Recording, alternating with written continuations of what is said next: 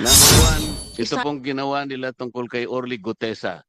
Orly Gutesa is a witness in the Blue Ribbon Committee. He was the lone witness, he was the lone witness who connected the dots between Saldico and Martin Romualdez.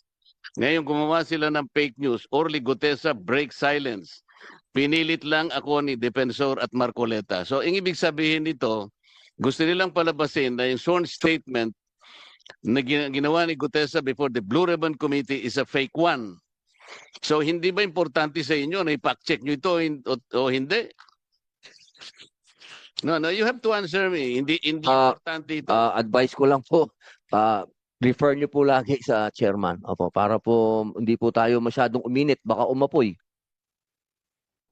ginawa ni Senator Marcoleta, yung maganda yun. Yun talaga dapat gagawin ng bawat tao. Kaya dapat mas marami pa ang katulad ni Senator Marcoleta na siya na mismo ang nagpa-fact story. Tanong ko po kayo eh.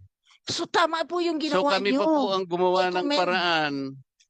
Imbes na kami mag-rely sa inyo at para lang mapabilis sa meta na i-take down ito. Okay, hindi po namin question kung ano po yung trabaho ng fact checker. Pero sinasabi ko po itong 4 na instances na ikinukwento ko sa umagang ito, pare-parehong peke. Itong pangalawa naman, sinabi ko raw na Noche Buena, walang kwenta. Wala po ako sinasabing ganun.